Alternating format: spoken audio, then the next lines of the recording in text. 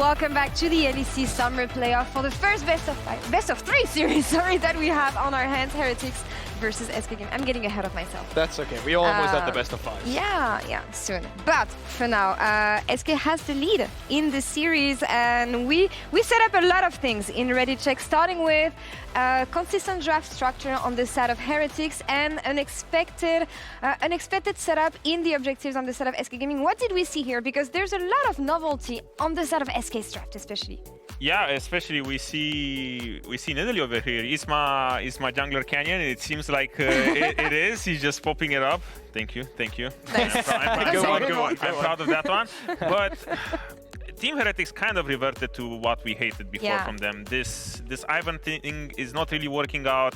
We felt like they had a lot more success with the Sejuani and a lot more of a frontliner, and it really showed in game. There were times in the game where they were just completely lost, and it really felt like they're looking at the situation and they're okay, let's engage, let's pull the trigger, but how? You have Ivan, Leona, you know, and it just looked really off. Oh yeah, I completely agree. And I think from the SK side, this is just a draft that everyone's tired at looking at, because this is the best picks you can have on the server right now. You see the Tristana in mid lane, you have an AP jungler, you have Rell as a support, big surprise, and then Zeri. Like what? Like, it is most stock standard draft you can have right now. So big up to SK, it's great. And on the Heretic side, as you said yourself, it lacks a front line, and I really think going into game 2, when they hopefully take blue side, they don't have to ban Sejuani themselves on red side. They can first pick that and have that available for Jankos. It seemed like they did adapt though, because we saw Varus. I don't think we've seen Zwyroo play Varus. Smolder. Yeah, and Smolder as well, but Smolder is a Flakked special. But we saw the Varus mid. We saw a lot of action in the mid lane. Pretty much the whole early game, first 8 minutes was all about the mid lane 3v3. Yeah. So they did adapt, but it still felt like going into mid game, they didn't really have the tools that they need and the comfort level that they needed to pull it off. And it's still something that we saw from Heretics in the last week of the regular season. Jankos babysitting his mid laner and setting him up for success. It was a really action-packed mid lane here, GB, but not quite the way you would have wanted it. I mean, it almost worked for Team Heretics in the beginning. Yeah. Let's talk about the first kill coming through, right? It's minions finishing off Zwyroo afterwards as well. So what essentially is a really good read of Team Heretics in case of Trymbi's first. So that's support diff. Jungler's already here. Okay, cool. Great move coming through from Jankos. And then it's just the minions. The last thing here making it a lost play, and Nisqy just keeps getting ahead. Suddenly SK starts responding to it. No longer any flash on Zwyroo, and they start running away with it. And this is just really where they continue with it, and where the draft of SK becomes so much superior, becomes with Team Heretics, they become dizzy with what they have. It's so difficult for them to play with this. Exactly, because right now they have a lot of volatility in the game. With the TF top and the Ivan pairing, it feels like the map is on fire, and SK is a lot more accustomed to playing this sort of style where they're just dragging them around the map. For the whole game, the way SK did get their leads is just dragging Team Heretics around the map. We saw the play where Nisqy is just running between the towers, abusing Chemtech vision plant and everything, and they just had no response to it. Yeah, and I have to say, you know, I started the day by saying that SK is filled with star players, because they really are. They have different players that can step up, and sometimes the macro can be a little iffy, but the star players really carry that with their mechanics. This game wasn't one of them. This was one where they completely out-macro Team Heretics, where Team Heretics didn't stand a chance. Team Heretics at one point wanted to start Baron. 5 members on Baron. What does SK do instead? They only contested with 3 members themselves. They have Zeri in the mid lane taking tier 2. They have Nisqy in the bot lane taking tier 2. And it just felt like Team Heretics could never do anything to challenge them. I only remember one fight where it was kind of even, but outside of that, they never had a foot in this game. Yeah, and the reason they started Nashor is because they just, or the reason they didn't really care so much about Nashor is because they just knew that they can't finish it. You have Ivan and Leona. Daisy's tanking the Nashor. Daisy's gonna fall off at some point, and it was just a mess. I really want Team Heretics going into this next game to revert to what we saw from them, because even now at the end, it just screams desperation. How are they gonna approach this Nashor situation? A little bit of anti-synergy there with the Gnar and the Rell, but their team comp is just so strong, and it relies on Team Heretics overperforming and finding creative ways to win this fight. That they are not the team that relies on this, that has this potential of over creativity. Yeah, I will say though, like I like the idea of the smolder where Flakked is just sitting there farming by himself, and Trymbi actually had the first move most of the time. Like Trymbi was out on the map before Luon were, but the problem really just came down for the execution. So I think with the early game that they had, Team Heretics had good ideas. The execution faltered a little bit. I would have loved if they had the same draft, but not a TF in the top lane, so you could send it more often with more tools. So I actually think that Team Heretics, they shouldn't beat themselves down too hard. Draft was a bit hard to play. There was good ideas. Execution faltered. Hey, it's a best of 3, not a best of 1. Let's bounce back. I mean, that's the thing. I want to see them get back to the drawing board, Odo, because what we saw during the last week of regular season is this double front lane, empowering the carries is what helps Heretics usually win games, because they lack so much proactivity in the mid game that I don't feel like they can play these comps. Especially with this TF. GB highlighted it. Right now, in this meta, it doesn't really feel like you can pick this sort of tanks or bruiser tops. So this Ivan experiment, I don't really think it's gonna work so much. I think they need to... Sure, you can keep the TF top if you want, but you really need Jankos on another frontliner and keep playing around mid lane, because I really like the fact they played around mid. I think they haven't done this at all this split, and it was a huge positive for me seeing this from Team Heretics, but they need to step it up a notch because SK is a little bit tough to take down. I mean, we knew that to begin with, so let's see if they have more tools to fight here with in game 2. Let's send it over to the casters. Take it away. Thank you very much, Laure. I think Heretics will struggle to have less tools to fight in game 2, True. Assuming they change their draft around a little bit. So hopefully we see a little bit more impetus from Heretics in game 2, because it did feel like after 10-15 minutes into that game, anything SK did, Heretics just couldn't respond. There was no hope for them at all. Yeah, I think if you're drafting a comp with that many AD carries and you at the same time put Jankos, who was one of the greatest engagers and junglers at making something happen in the league, on Ivan, then you're kind of asking for a tough time.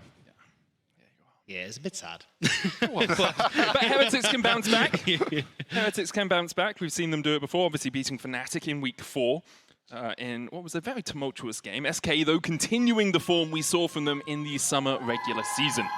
Can they take it all the way? Because the battle is not only for summer finals. Obviously, if you win summer, you go through to our season finals, but also for higher placements in summer just because of championship points, Dagda.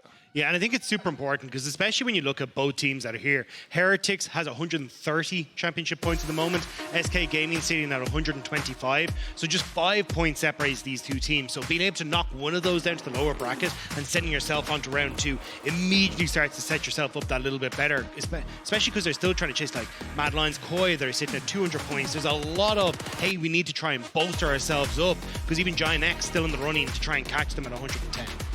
We'll keep our eyes on that. Even, Carmine Core could rocket forward, manage to get towards the top. They need to get top as well. They really do. They really need to get to season finals. We'll keep you abreast of that as the situation develops over the course of summer playoffs, of course. But now we have League of Legends to peruse. Heretics on the blue side have opted for 3 AD carry bans because we're seeing enough of them in every single game. Lucian, Tristana, and Ezreal taken away. Sejuani removed by SK alongside the Rumble and the Corki. Where will Heretics go with their first pick? Yeah, it could be easy going towards like the Maokai or the Zeri. Okay, so going to immediately take that one. I think just trying to get Zwyroo into something where it's not that AD matchup is going to work out best, because he really did struggle in the last game up against this. Also, 2 champions that were banned in last draft and are not banned any longer are Sia and Gragas, so this is something that could be prioritized. Wunder, obviously, is a bit of a Gragas enjoyer. Both mid laners love playing the likes of a Sia. But again, like you said, the Maokai or Vi or anything with engage from the jungle would be massive for both of these teams. Well, there's the Vi locked in alongside the Gnar. Expect Heretics to go towards the Gragas, as you said, Broxah for Wunder. It's a neutralizing matchup into the Gnar just because of how much you can sustain with that happy hour passive.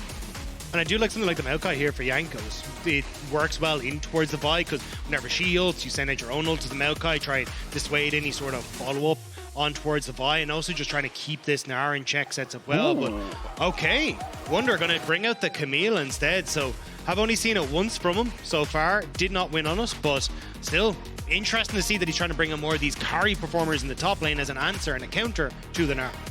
And especially with the likes of Camille in top lane, you need a jungler that can fight back, you need a jungler that can be aggressive one way or the other. It doesn't necessarily have to be a strong team fighter in Maokai, but it could be a Viego, a Xin Zhao, anything that can battle early on.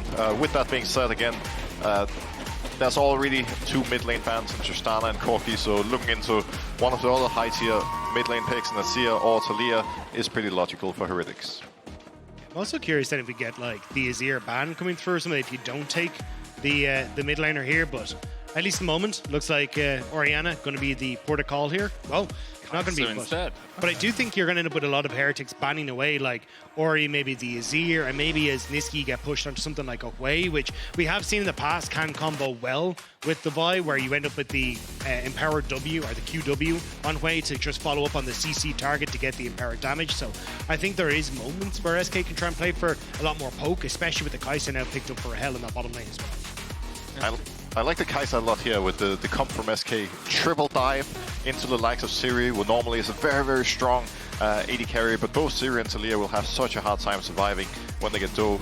Kai'Sa has also been played 3 times by Rahel, hasn't lost a single game on it yet, and while Nisqy still hasn't played it in the Summer Split, obviously it's in his pool too. And I mean, Rahel had that game where he just carried on it. The poke that he had from the W was absolutely disgusting.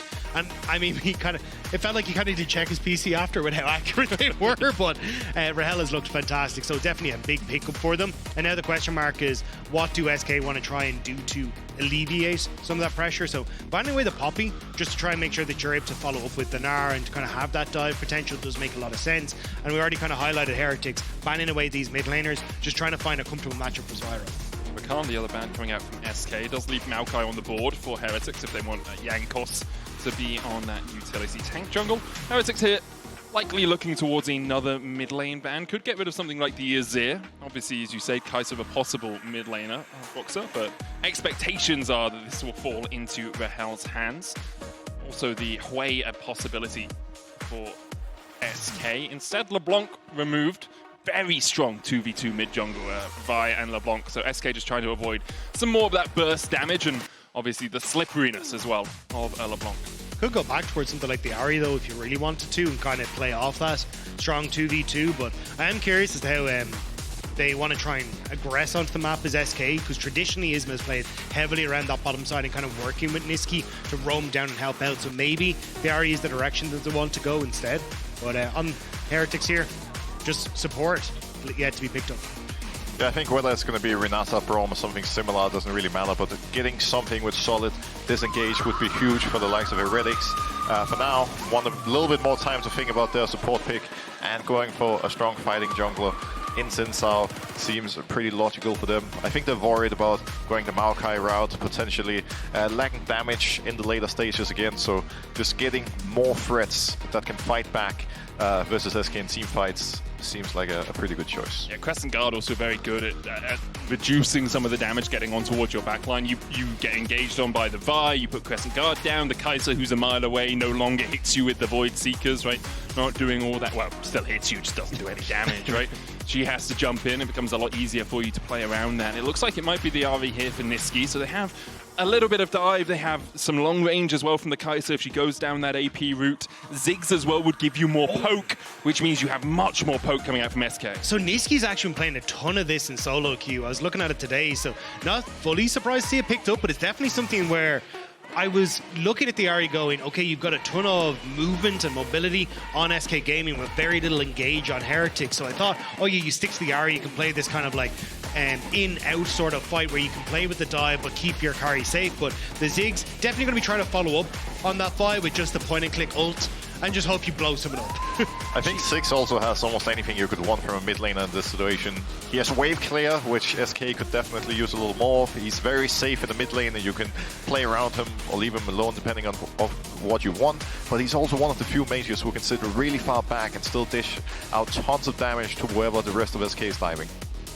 Nisqy, having played since around Season 7 competitively, as far as I recall, has never played Ziggs on a competitive stage, or at least on one of the ones tracked by gamesoflegends.gg, which is the site I use to get all of my data. So interesting to see him bringing out something new in Game 1. We saw Isma on the Nidalee, something he'd only brought out a couple of times before. So SK obviously used that time over the week-long break to experiment a little bit more. Not saying that players aren't comfortable on these champs, haven't played them in scrims, but it's something new to the stage. But I think that is the big point. Ziggs is a champion that if you are not comfortable, it becomes very quickly apparent that you are not comfortable on this champion, because the Qs go wide, the where you put the minefield is completely disarray. I mean, honestly, we even saw Deft having a bit of a miserable time on the champion, so you need to be very good at Ziggs to make this champion work. So I'll be keeping my eye on Nisqy in these fights just to see how many of those bouncing bombs actually connect. I will say Nisqy did play on some of the ERLs before 2017, just not tracked by Games of Legends GG, so he was on like Punchline Esports, great name, Infamous Esports, E-Core Gaming, Melty Esports. Lots of these different things that he was able to play with. And, we are on to Summoner's Rift. Not going to be a huge amount happening at the moment, though, as both teams are really set up, but... Oh, we're actually going to get into a pause. Yeah, well, while we have the pause, are you guys a master of the Rift? Do you never miss a game? Santander's here to reward you. Head on over to santandergaming.com to win weekly and monthly rewards like Hextech chests and skins. Today's code is Baron25. So, actually, during the pause, you have plenty of time to do that. santandergaming.com. Baron25. Fantastic. It's a great read. I will say, slightly delayed because I don't know the words off by heart, and the thing that tells me what the words are, very similar to Ron Burgundy in Anchorman, hadn't scrolled to that point. So I was going to read host toss caster 1 2 3, but we managed to scroll. At least you weren't Bruce Almighty, where you just read whatever is there. That's Ron Burgundy. Yeah. Was it? No, it was Anchorman. Was it not Bruce Almighty where he gets Steve maybe he to does read it out in weird? Maybe he does it in. Oh yeah, he does it in Bruce Almighty. Yeah, blah blah blah blah. Yeah. Anchorman, a classic TV show. It's great. Do you want to attempt at the noise as well, Broxah? Do your best Murloc impression. What am I doing with my life? I got caught in the good part of TikTok during the break, and it's called Hope Core, I think. Oh, I thought you meant the Gnome and Night War. No, the Gnome and Night War is a banger, though. But there were newscasters who would read off anything on the auto queue, and then this woman read off. Today on News 8, I can't remember her name, but was proposed to by her longtime boyfriend, and you see the boyfriend just walking around there. It's very cute. That's lovely. Well, it was lovely, and I'm glad to have shared that story with the world at large now. I thought we were going with the Gnome and Night thing because Nisqy was a gnome as well. Oh, and we basically just sent each other those memes for about a week straight. Apparently they've made a peace accord now. Yeah, they have, Everyone's gone home from war. Yeah. Okay, well... But that was crazy because you got to see like I think it was the witches that sided with the gnomes, but the dragons that sided with the knights. And then for anyone who doesn't understand, this was a massive thing on TikTok for a long time. And me and Medic got very deep into the memes for this. That's what happens when I'm just sitting in my hotel room in Malta after scuba diving. I was just like watching Hell's Kitchen, looking at gnome versus knight. Anyway, League of Legends is going to happen in a moment. I wonder if this is how somebody feels like if I talk to somebody about League of Legends and there's a non-gamer next to them, like I have no clue what just happened in front of me, but it was interesting to be part of. That's all of my casts. I definitely feel like there's just parts of TikTok where I'm just like, I don't understand this whatsoever. Yeah. Like there's the 1 million beer trend at the moment. I don't know if you've seen that, where like someone goes, hey, can I get some water? And the other guy just goes, do you mean 1 million beers? And they're like, yes. And I'm like, sure, I appreciate beer, but I don't really understand the butt of the joke. Yeah. Maybe we're just old. Maybe that's what's happened here. I crested past 30 and I just went, I have no idea what this is anymore. Just enjoy it. Along for the ride. And SK and Heretics, well, Heretics more along for the ride in Game 1 as SK were able to take complete control of it. The combination of like Luon, Nisqy, and Isma around the mid lane really seemed to be the key to their success. And I think after Isma joined the team, I think it was last year, right? There were some times when they were struggling a little bit. It felt like Isma hadn't really found his niche within this SK Gaming lineup, but he really seems to have solidified himself as a solid part of this team now, Broxah. Oh, Dagda. One of you. I think this is something you need to consider when there's a rookie coming into the LEC as well, that usually, even if they have a lot of potential, we need to give them a little bit of time to step up and, to really get a chance to prove themselves. And some people tend to forget that I think we can just sub in a Korean bot lane, can't we? so some people tend to forget that even the likes of a Caps had a couple of bad games here and there in his first split, but then, eventually after more practice, he started becoming so clean in his gameplay. I really knew that Isma had properly joined SK when he removed the Mad Lions Koi emote from his spamming, and it's now just a thumbs up. And I was like, oh my God, he's left the boys behind. Moved on. Oh no. But I think it's like, it does take a little bit of time, because like Isma did join it just coming into this year, I think it was actually, instead of, but he kind of took the moment to be like, I am still going to play this hyper-aggressive style for the first couple of games, didn't really work out. And now it's kind of been about learning to play around Nisqy, learn to play more around the team versus what was the style previously, which was a team very heavily playing for him in the early stages. So I think he has adjusted well, but you still see some of those moments where, even like last weekend, where he ended up like over-aggressing on Maokai, trying to invade onto the bot side, ends up giving 2 kills across the Carmine corner. So it's like these little moments where he can mess up, but it's still, I think, a very good start for his rookie year. We have a small environmental issue with the lights, apparently. We'll get that sorted as soon as possible. Obviously, we want the players to be able to see their screens. It does help playing League of Legends, I find, being able to look at what you're doing. Let's be real. We've all played League of Legends at all hours of the night in the dark. It's true, yeah. We just turn off all the lights. It's fine. We can survive. I think it would be interesting if we just turned their money source off to just see what happens. Or just full nocturnal. Yeah, might as well. You know, spice it up a little. Give Heretics a chance. Oh my goodness! Holy! No, we don't. No, we don't. But yeah, I was sorry. I was going to say, I just feel like Wunder would be really good with the monitor off. And I don't know why. I feel like he'd have an innate advantage just because of the crap that he pulls sometimes, where I'm like, you're just going to have some stage worked with this, and I don't know why. You need weak auras from WoW, where you have the big sound effect when you're standing in a boss attack or something. It's like, wah, wah. It's like, oh, I just moved to the left. Excellent. I don't think I've ever heard that compliment. He would be good with his monitor turned off. Yeah, you read into that the way you want to read into that. You know? It has been a bit of a struggle for Wunder and Heretics this split. Obviously, ending in 6th place at 3-6. I don't think they've made it through round 1 unscathed yet this year either. No, they lost to BDS in winter, lost to BDS again in spring, and now obviously a 1-0 down against SK. The funny thing is, though, that the Heretics, whenever they get kicked out of playoffs, it is always by either SK or Fnatic. Okay. And now they're playing against SK, and if they win this series, there's a potential now for them to face Fnatic again. So this is just where Heretics had this massive redemption arc where they just beat their demons and move on. But after we saw what happened in the first game, got to be a bit of an uphill battle, you know? Well, the good thing is, in the losers bracket, they won't play up against either SK or Fnatic, right? Yeah. They play up against the loser of BDS Mad Lions Koi. Yeah. So maybe they can win that series. Obviously, still have a possible 2 games here to prove their worth. We're back on 2 Summoners Rift. Thank you so much for bearing with us through our gnomes and nice discussion. I was going to talk about scuba diving, but I thought that was even more niche than TikTok, you know? Yeah. It's probably like 2 people at home. They're going, woo! Yeah, people out there like talking about their NDLs and their BCDs and another pause. So, scuba diving time! Let's go. Because I looked at your tweet. We were talking about this backstage. I looked at your tweet, which was your data from your dive. Yeah, my dive computer. And I was like, I'm happy for you, but I have no idea what I'm looking at. Yeah, I'll be honest, I have no idea what I'm looking at most of the time with those It's things just, as well. I was like, do I want the graph to go up? Do I want the graph to go down? I don't really know. It's very cool the amount of stuff you can get, but perhaps a topic saved better for the Medivedi podcast, which is not coming out this week and has never actually happened. So, What a shame. One day. Yeah. Would you be our first guest, Maz? Sure. Oh, don't jump on it. Yeah, it's fine. Sure, You see, I'll consider it. I feel that your enthusiasm was very muted. I was just wondering if I would feel comfortable in between the 2 of you. That sounds like a scary position to be in. Wait, why do you look like that? I'm gonna leave that one there. I'm gonna leave that one there. And we're back in the game! So we'll just move on.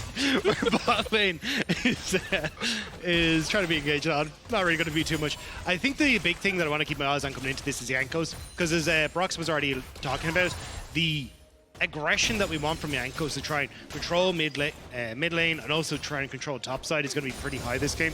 Bot lane is going to be fine. They kind of just play a defensive style having the Braum. So it's definitely going to be the top half of the map that I'm looking for Heretics to play around.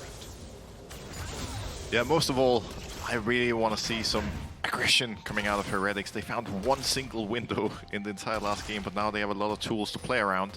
And even from a draft point of view, they got a draft that they can definitely be very satisfied with. Wunder got to pick Camille into Gnar. We saw Braum being picked into Rell. And you know, just across the board, either prior picks or counters really for Heretics. Both junglers now pathing towards the bot side, and with the likes of Heretics starting to pressure mid and bot, contesting prior at the very least, there could potentially be a fight in River in a moment. Actually saw Zwyroo using his push in the mid lane to get a ward over towards this blue buff, which means Isma's going to skip it and go back towards his top side. Now, his blue has Grompo available. There's no one in his top side. Is he just going to try and gank top with Wunder having just recalled? It's an interesting path that Isma has taken. Yeah, I think it's going to be... Oh, actually going to try and slip in towards mid here. Well, because they saw Zwyroo leave the lane, so they know he's warded that blue side somewhere. They don't know exactly where. Zwyroo does have the flash. Doesn't use it yet. Seismically shoves Isma back, but he just flash follows! And Isma gets the kill! That was beautifully done. I thought that the dive was going to... Or, well, not the dive, but the gank was going to go a bit awry because Nisqy missed the satchel charge, but still able to make it work. Really well played by Isma. Gets the punch and then gets the follow-up thanks to the flash. So nicely done from the SK jungler. That's one way of looking at it. The other is he literally sees Isma refusing to farm his jungle camps, decides to still walk up instead of sitting back in safety till Isma eventually shows, and all of a sudden, I'm actually surprised we didn't see Jankos spamming question mark pings in this mid laner like we would see in solo queue. Well, it's not solo queue, so perhaps trying to keep the mental high here, Broxah. I don't know if that's what you used to do to Caps, you know? I mean, just like against IG, Caps makes one mistake, question mark. I mean, That's why he left us.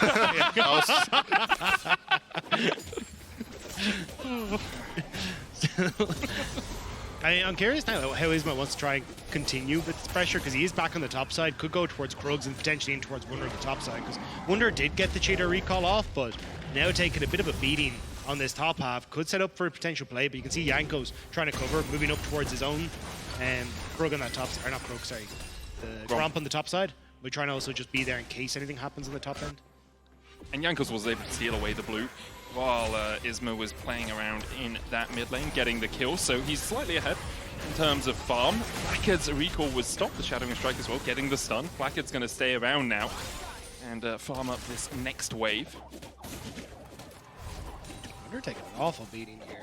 I thought he was going to be in a decent spot because he initially shoved that wave and I was like, okay, maybe Irrelevant can get a freeze off there, but now it actually doesn't get it, and now Wunder has to step up. But if Relevant is just able to continue with this pressure, like in theory, Wunder is trying to play off of, hey, I can get a hook shot on towards Irrelevant, try and get a ton of damage and take these kind of quicker trades, but Irrelevant just doing a good job of keeping the wave in positions where Wunder can't really trade effectively. It's also worth noting that Irrelevant hasn't lost a single game on Gnar so far. They split after 4 games, and that's really the reason they can continue picking it on 1-2. They want to get it so badly, and we'll see if Heretics regret not banning it away. Now, Heretics starting to apply some pressure, pushing mid, getting the push bot as well, and all of a sudden in a position to actually contest these early objectives. Already big progress compared to last game. Relevant just trading with Wunder here, trying to make it difficult for him to stay around the wave. Wunder does still have that teleport to TP back to the lane after recalling. You also has to be very careful about going for those sort of plays, because you do have the ultimate from Wunder. Yeah. So if he ever predicts it and you don't get that CC, suddenly you're locked underneath the tower. So nicely done by Relevant to just hop down out before Wunder can really get any sort of response thanks to the CC lockdown. But now Wunder going to go for the reset, and actually we're looking at both. Well, I was going to say both for a second, but at least it's going to be Heretics moving up to try and contest these Void Grubs on first spawn. Heretics investing all 4 players up here. Wunder not using the TP to top, instead going back down towards the bot lane. It looks like SK are going to match. They'll be a little bit delayed. Nisqy getting the push in mid. Irrelevant coming up from the top side. No Mega, or at least no Gnar for him. No ultimate can build up that Mega Bar, of course. Jankos takes the first grub, hits 6 off that as well, as Isma's still about half a level away from getting his ultimate online. Luon stepping forward. Looks like SK, having invested all 5 members up towards the grubs, will be able to take them, but it gives Wunder some time to take plates in the bottom lane. And I think if you're on the side of Heretics, you're definitely making the right decision here. You already got 1 grub. Wunder moved out bot lane and does have TP available, but they know that both Nisqy and Irrelevant don't have TP and cannot respond. So here, sure, you give the grubs up, but you can create a small, but still a free advantage for the Camille, which could come in handy later in the game. Yeah, especially, you can already see it, like, it's 300 gold now gone over to her. She's going to get the experience lead as well. It just makes it a little bit more difficult for Relevant to match that, and as you then get to the later portion, if you are accelerated towards that third item, it's so easy for Camille to take over the game. And when it comes to a side lane, it's all about Zwyroo and Camille kind of having these pressure points, so getting that Camille ahead is going to be huge for Heretics.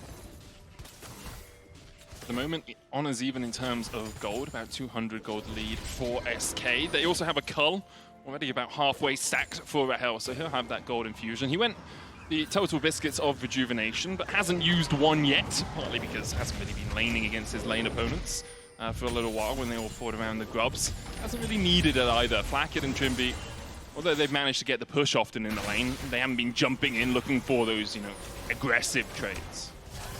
And while right now there's plenty of camps to farm and waves to clear, there's 2.5 minutes in both the Drake and the Void Grubs, and that's probably where the magic is going to be happening soon. And I'm curious to see if the teams are simply going to trade over one objective to the other, or if we could see a potentially massive team fight around that time. It's often in these objective fights that games are decided, and we have two very, very strong team fighting comps on both sides. Also, it looks like Zwyroo. I'm curious to see when they reset, if you're able to get some of these first item completions coming through. You have Zwyroo, who's relatively close to being able to finish off his Archangel staff, but I'm not sure if he's going to be quite there as we start to get towards the first of these next objectives coming up. At least if you can get that, the push you had for Zwyroo mid is going to be super nice for trying to say, hey, we get control over mid. We already have seen Flakked and Trymbi, because you can play a little bit more aggressive on the lane with having that Braum, are usually getting pushed first against Rahel. So if Heretics are able to get control over mid and its boss, it makes sense they should be able to get position on the Dragon like we're seeing at the moment. We'll see if that fight materializes. Game 1, I believe, was the tied lowest combined kills of any game in the LEC this year. Tied with a game all the way back in Winter at 13. We'll see if there's a bit more action in this one as Irrelevant tries to trade onto Wunder, who uses the Hexag ultimatum to dodge away from the rock being thrown in his face, but isn't really going to get much more out of that. Was trying to time it with the Gnar, trying to time it with some of that CC. In the end, it doesn't matter too much, but does make it a bit harder for Heretics to fight around a dragon in a minute's time, because that ultimate, of course, will be down. I'm wondering if SK just actually played for Void Grubs instead. Hang on, Nisqy. Nicely engaged with the Nisqy. He has to burn the flash. That was all set up by Jankos and Zwyroo, just waiting around the corner, forcing Nisqy's summoner out. You can see Isma up on that top side, was trying to make a play towards Wunder, knowing that that ultimate was down. Now Heretics going to start to pull up here to try and help out, but I think there is an argument for SK to just try and force the Void Grubs over Dragon, because I think you're in a position where if you end up giving the Camille the extra damage because you'll get to 4 stacks of those Void Grubs and also Zwyroo, I think you're in a bit of a more difficult position to try and contest side lanes. So right now we're seeing both supports coming out of base with vision available, obviously. Luon ended up cancelling his recall and sticked around a little bit longer, so Trymbi moves out, sets up deep vision in the enemy top side and has good coverage over the Void Grubs. And now with Flakked coming out of base first as well, Zwyroo 2, Heretics have full control of the map and can decide pretty much whatever objective they want to contest right now. Looks like both teams have gone to the Kendrick school of thought. Grubs over Drake, it seems, as they will both play up towards the top side right now. Is that dragon up if either one does decide what side a little bit more impactful for them. Isma jumps into the pit, not yet seen. Nisqy caught out though, knocked back with the seismic shove, trying to get to the satchel charge, but it only rockets him in to the rest of Heretics. A grub stolen away by SK means there will be no Void Mites for Heretics. They will still manage to pick up that kill. Yeah, the fact you get a grub is kind of the silver lining there, because at least you stop Heretics getting to that 4 grub stack, but that was a big whoopsie from Nisqy, playing way too close to the wall, and also then the satchel charge just way too far away from to really make much use of. So Heretics will end up getting the kill, they get the grubs, and honestly are in a bit of a position now to even get resets and still contest for this dragon if they really want to. And that's what I like from Heretics here, the fact that they not only take the Void Grubs, but also make sure to cover the bot side of the map and make sure that SK cannot contest the dragon or the vision in the river freely. And with that, it's difficult for SK to walk in, they get the free mid power, and now, all of a sudden, great position to start drag. And Zwyroo looking significantly more comfortable than he did in game number 1. Now looking to see if he can get the flick on Luon again. Just wide though. But Heretics still control river. Irrelevant just went into mini Gnar at the top side, so won't have the Mega Gnar up. This would be Wunder trying to trade with Nisqy underneath the tower. Uses the adaptive defenses to instigate a little bit of the damage. Drake secured for Heretics, their second of the game, and very much more in control of this game than they were at the start of the series. I like the fact that they're going on towards Wunder and they're kind of taking these trades effectively across the map, but I think we're now going to start to get in towards Heretics. They've shown us stronger early games over the last week and now in this game, but the mid game has been where their biggest struggle is, trying to see if they can set up side lanes correctly, if they can get, you know, mid pushing with those side lanes. So I want to see now where you're going to be trying to use Zwyroo on sides and also looking towards Wunder, how well this mid game is going to look when you're trying to play this 1-3-1 split push. Well, we now see with only 1 minute left on the Rift Herald, that's going to be another opportunity for Heretics to set up some vision and potentially force SK into a fight. In a lot of ways, this is the exact opposite of last game when our Heretics are in full control and SK are going to have to respond. But what we do need to keep in mind is that, unlike last game, the gold is actually even or even slightly in SK's favor right now, and they still have plenty of opportunities to fight back. It's really up to them to decide when they want to pull the trigger and start striking back. Yeah, I mean, the big problem for Heretics is it wasn't just like out-handsing in game 1, it was also out-macro, right? And they are the team with the advantage in terms of momentum in the game, in terms of how the early game has gone, but if they can't actually out-macro SK, then they're really going to struggle to accelerate this lead into any sort of position. You see Irrelevant trading with Wunder in the bottom lane, but SK have been able to chip away at those towers and now looking for more. Wunder jumps in onto Irrelevant. Rahel here to join the fray. Luon as well, just covering. This was supposed to be a trade for Rift Herald, but you can see Heretics have actually responded well. Trymbi reading the potential play, moving down to support Wunder, and as well as Zwyroo got pushed in top, and because SK invested so much on bot side, he's now able to help Jankos. You've got Flakked who's covering mid, and that potential answer from SK to the Rift Herald take isn't there, although Isma looking for the steal. I mean, the problem is Rahel and Luon have moved up first here. The Rift Herald's going to reset, so no smite comes down, and Jankos is isolated. Heretics looked to stop the play in the bot lane, but didn't quickly enough move up to the top side to actually defend the Rift Herald take.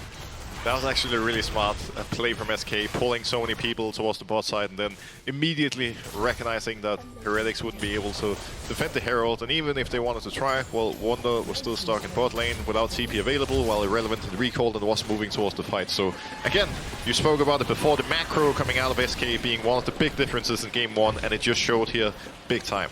And now they can potentially keep pushing on towards his top side. Don't forget, well, I was about to say Satchel Charge can do work on the tower, but he uses the Boops Zwyroo instead, who's able to clear out the wave. But I think this is where it does get a little bit dangerous, as if SK start to get this tempo advantage and you can overforce with multiple members on towards the side lane, you can take towers very quickly. But Trymbi sitting up there with Zwyroo at the moment, trying to see if they can fish out where Nisqy is. That's that empowered recall from the Rift Herald. Zwyroo going to be satcheled against the wall. Seraphs comes up. Nisqy puts down the explosive minefield and flashes for it. Knocked back with the seismic shove now. Luon joining the party. The Mega Inferno Bomb doesn't connect. The Magnet Storm does, and Zwyroo will fall to the magnetic power of Luon. Nisqy just about able to get the help of Luon there to finish off the kill. I thought the locket from Trymbi was going to be enough to keep him alive, including the heal, but just not quite. And now Irrelevant forcing multiple members of Heretics to respond to him, but it means now Jankos, he's alone under turret with just Isma. I don't think SK realized that Wunder has reset. They're just going to back away, but Nisqy, here's the Satchel Charge play. Oh! That was shit, Nisqy. Good. Pass a reset, yeah? No! Don't you dare try and excuse that! The only way it could get worse is if he TP's back to top lane now to try and take the tower. That was a relatable moment if I've ever seen one. We all know the feeling of that happening to ourselves in solo queue, but even the pros can make mistakes. I thought watching England play football would be the most disappointed I was this week, but Nisqy's topped it somehow. As Irrelevant caught out, does have the Mega Gnar on its way. Flakked jumping in, Gnar'd into the wall. Irrelevant, no flash, no way out. And Heretics will get a kill. Meanwhile, in the top lane, oh, it was all to bait Wunder! It was all to bait Wunder to defend the tower, I'm sure, as SK get another. A 1-for-1 trade across the map. The tower goes over to SK in the end. This was actually a really smart play from Irrelevant and the rest of SK. Quickly taking the Nisqy. They quickly took focus away from what Nisqy did, erasing it from our memory, and now moving on to what's next. What is this game? Well, I think it's League of Legends, but I'm not quite sure at times. 1,000 gold lead for SK. Third Dragon, though, for Heretics, as the resets came out from SK after taking that top lane tier 1 and not able to get back out onto the map in time. The Satchel Charge with the Rift Herald Charge will take down the mid tier 1, but SK get their third Drake on the board, an Ocean Soul on the horizon for them. As Jankos will get the smite. SK now retreating from Heretics, who have 5 members around the mid lane. So have to be careful though, because you can see where Relevant is positioned on the map. He's moving down towards that bottom side, whereas there were 5 members of Heretics in towards his mid lane. Not able to find the engage though, and I think that's kind of the downside of Heretics' composition, is that without kind of Wunder there, you don't have a guaranteed engage tool with this composition, and you can see they're struggling to find moments where sometimes they can get those picks or find those moments to attack, just unless someone's overextended, and Jankos can get that third talent strike. Oh no. Give me his face. I need to see, please tell me we have his face, yes.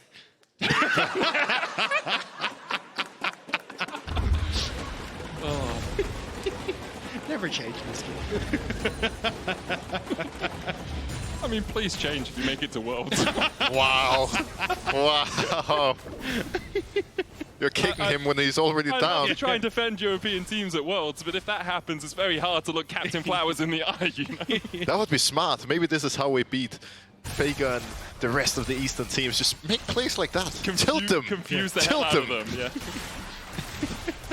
But for now, Heretics still very much in this game. 2,000 gold lead for SK, and Wunder, the target once again, tries to get away, dashes. The Magna Storm not in range. Trymbi's here in time. TP now in by SK as they look to try and collapse on the fight. First ball is Isma. Relevant joins, but no Mega Gnar for him. They just couldn't quite catch out Wunder, couldn't stop him from hookshot and wall diving away. Luon goes back in, but now it's a 5v3 in favor of Team Heretics. SK have to retreat. Heretics are low though, so SK you can see considering going back in onto the play, but nicely done by Wunder. Oh, there it is. Finds him. But Wunder can trade with the Kai'Sa right now. The seismic shot flashed away. Wunder hookshot wall dives again. Nisqy looking to satchel himself forward, and there's no tower to take him down. Heretics now collapsing as Trymbi dives onto Irrelevant. Jankos coming in from the side as well, and once again, Nisqy falls in almost the same spot. Rahel the next target, and SK thought they found someone on their lonesome, but Heretics immediately react. And this was fantastic from Heretics. Of course, SK being slightly over-aggressive and taking fights when they shouldn't, being outnumbered, but Heretics instantly jump right on them and secure the quick advantage for themselves. Yeah, I mean, this was where they thought, okay, a few members have Wunder going to be overextending this top side, and Wunder plays this so well. Look at the timing. The hook shot means that you're able to get away, gets past the CC from Isma, then he's able to escape, and Trymbi already in position to follow up with Jankos. They get the first kill, and at this stage, SK are like, okay, maybe not, but Nisqy's getting some decent poke down. Luon trying to set up there to get a little bit more damage in, and this is where there is a potential that you could try and look for the re-engage, but they're a little bit suspect on it. And then Rahel sees his moment to go in, but just doesn't quite have enough damage to take down Wunder just yet, especially with the magic damage shield coming through. And then it just means the Heretics run back up river to catch out SK after they get that one pick on Wunder.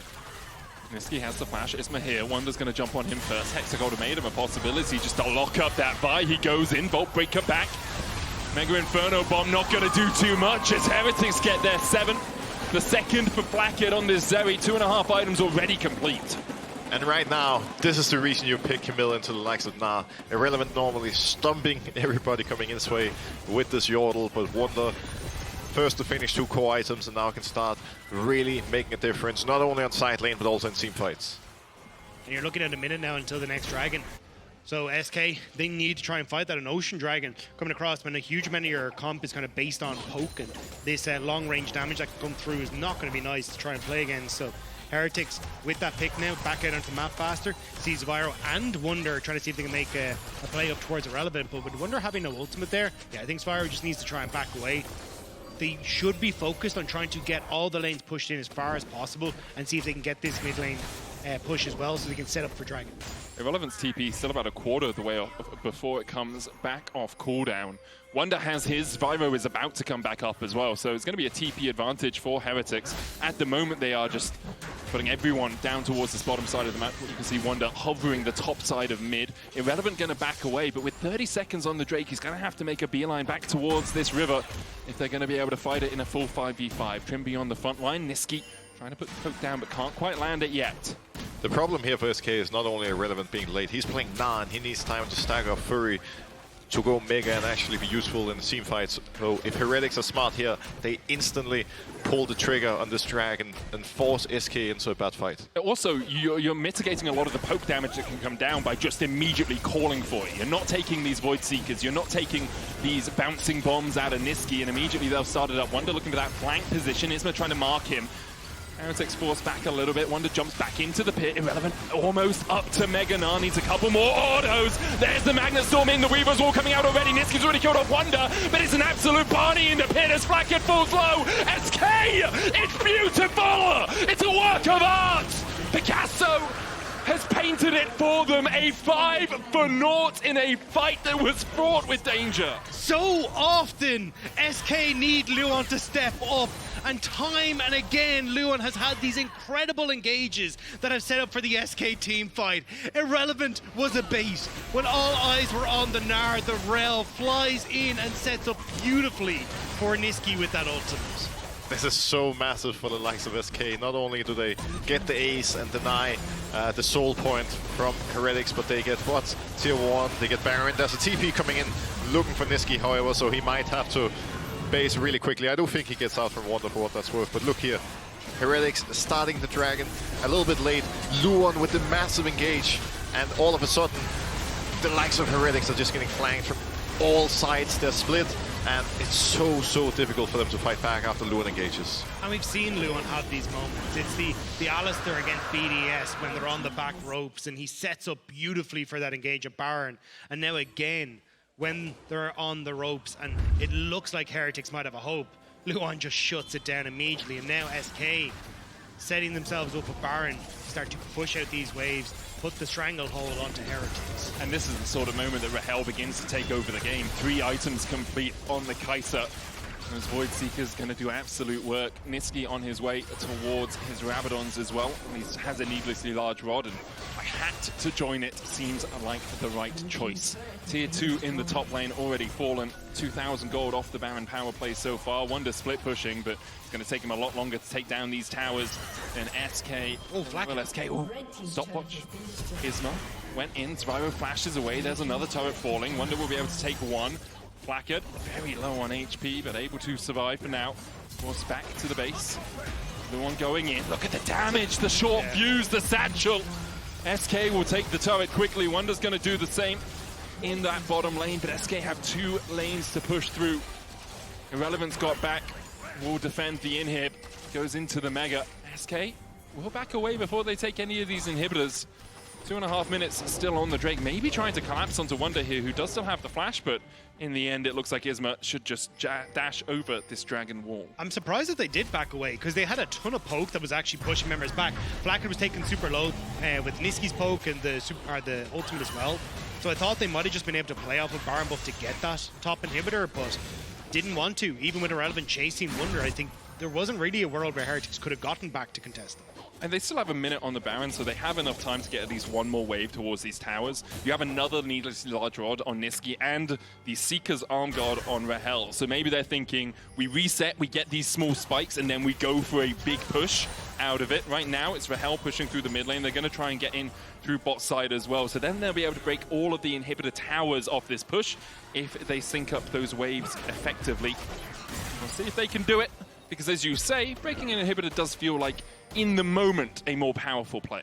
Yeah, there's also only one tier 2 left on the map in the bot lane that would be great for them to take. With Baron, those side tier 2s are worth a ton of gold, and at the same time with Dragon spawning in 1 minute and 30 seconds, shifting their attention to the bot side will make it very, very easy for them to hold control over the bot side jungle and make it near impossible for Heretics to play for the soul when Dragon spawns.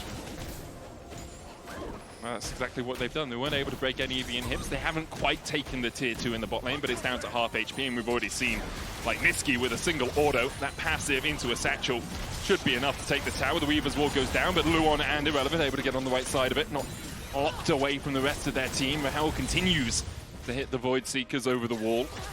You see the cooldown goes down if you hit an enemy champion with those. Basically every 2 seconds, every 3 seconds you can fire them out. You can see the worry that I had with trying to rotate onto the bot side, though, is that like, you were just going to run out of Baron buff, and there's so much wave clear on Heretics thanks to Zwyroo. So I think now SK kind of missing out on that window where they could have gotten something a little bit extra. At least now they will still reset. They should, with just the positioning they have in general, be able to keep Heretics back. You can see Nisqy basically playing this short bouncer to try and keep Heretics out of their own jungle, but it does mean they'll get control over the waves and make it difficult with the Dragon in 30 seconds for Heretics to get past choke points, because that's where SK want to fight, right? Where you got poke from Rahel, and Nisqy can have just people zoned up and rumbled up in front of him that he can try and throw these bombs at. It's full on Stuart Broad with how many bounces he's throwing out. 4 cricket fans in the audience who got that went one. way over my head. As a bouncer would. Yeah. SK, though, have control over this red side jungle. The Drake up for them. Obviously, very important they deny the soul from Heretics. We've already extolled the virtues of an Ocean Soul against a team that is playing around the poke. Irrelevant going to match Wunder in the top lane, though, so Heretics unable to take anything on the cross map. And it looks like Luon was able to keep the rest of Heretics away from the mid lane turret.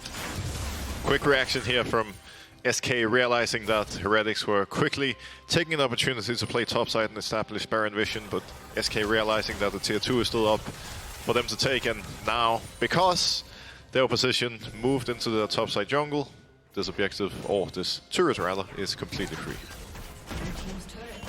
More gold in the back pockets for SK. For a while in this game, it really felt like Heretics were going to be able to even out the series, but now a 6,500 gold lead for SK, and their mid-game has not been a point of concern for them too much, or at least ending the game from this sort of position across the course of the split. Have to remember, top of the table in the regular season and continuing that form here today.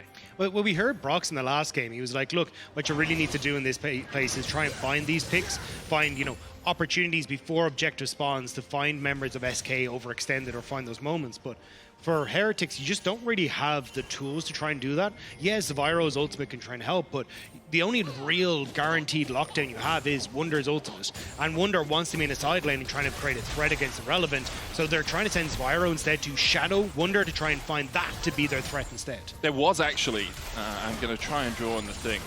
There was actually a ward just about here that's just timed out. So it's spotted Zwyroo walking up through this lane, which is why Irrelevant is then taking a little bit more of a step back and not trading with Wunder as aggressively as he was. Zwyroo's going to stay down towards that bottom side. They're going for the inhibitor over the Baron. They can TP back in here, but of course Irrelevant can try and stop them if he can get that Gnar back. Baron down to 4,000. Nisqy crashing away towards the top side, uses the blast cone, Glacial Fissure into the pit, but SK already got the Baron. Now Irrelevant trying to deal with 2 members of SK and able to with Heretics. Luon going in, though. That's so much damage as Nisqy hits the Mega Inferno bomb. 2 already. Trymbi will be 3rd. Irrelevant able to survive versus Zwyroo and Wunder, and you have to think it's all but over. SK just called the bluff. They're like, look, if we get Baron, it doesn't matter if we lose bot inhibitor, you lose the game. We have way more threat, we have way more poke, we can take the towers, and not only that, but SK take the fight as well. It's such a difficult position for Heretics to be in at this point, because they know they're not going to be able to win a team fight around Baron, and while the play that they went for was almost destined to fail, I think getting creative was really the only way they could get out of this one alive, and it didn't work, but at least they tried something, and ultimately SK is just way too dominant in all these team fights, and the Wunder Dragon just ended the game instantly.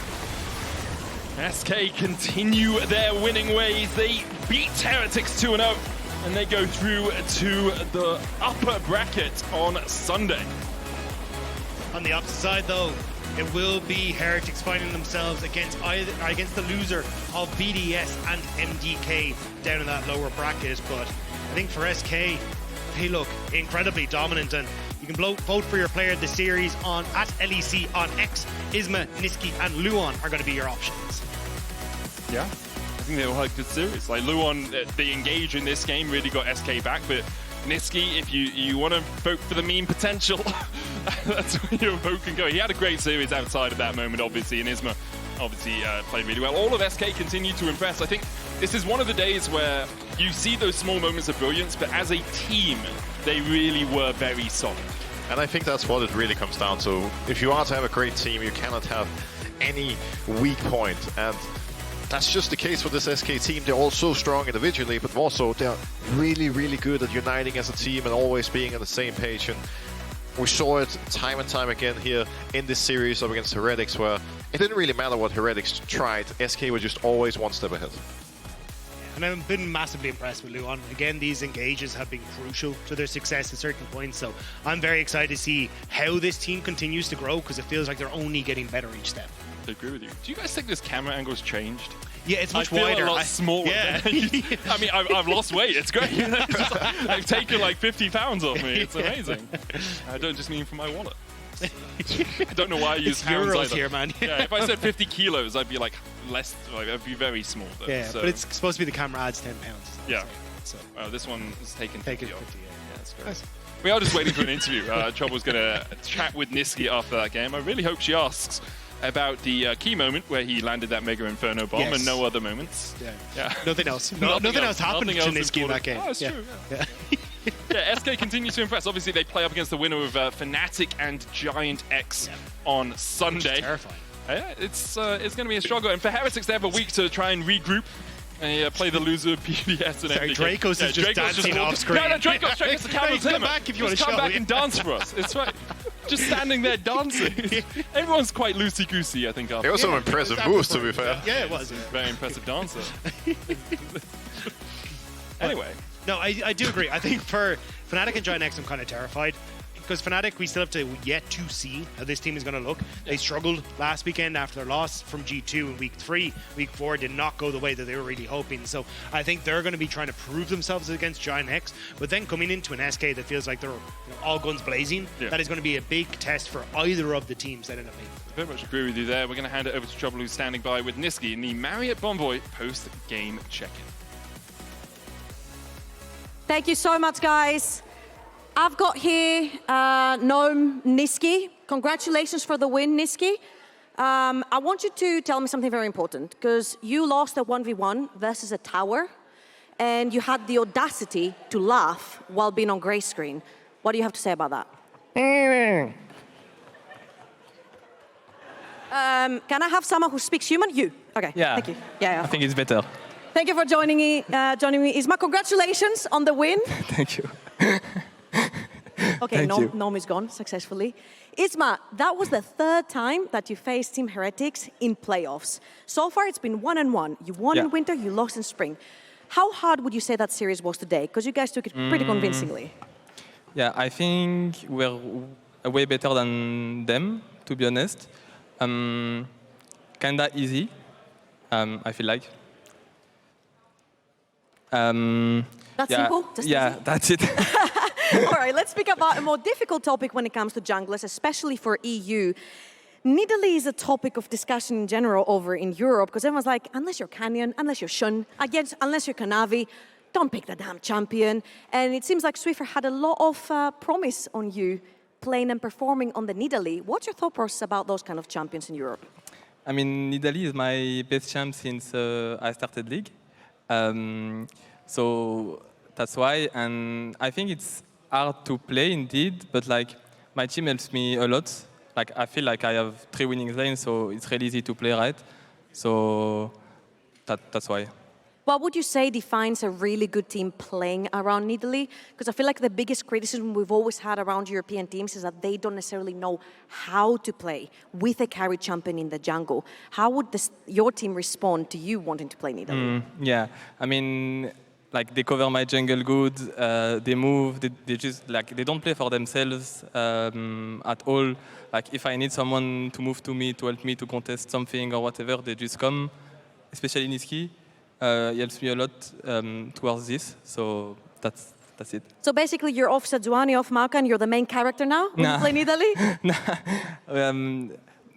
Just Not yes, now, but it is the main character indeed. now. Okay, thank you very much, Isma. Thank you. Congratulations again on that victory. We're going to throw it onto a very swift break, and when we're back, we have another game coming up next.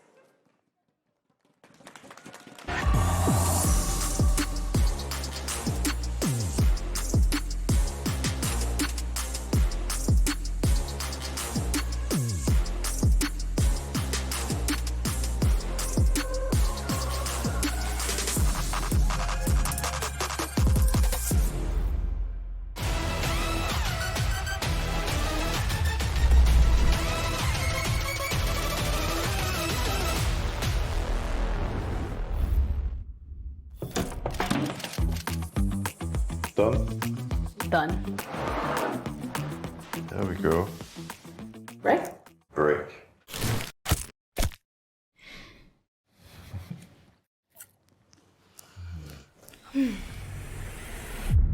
Even the biggest champ needs a break.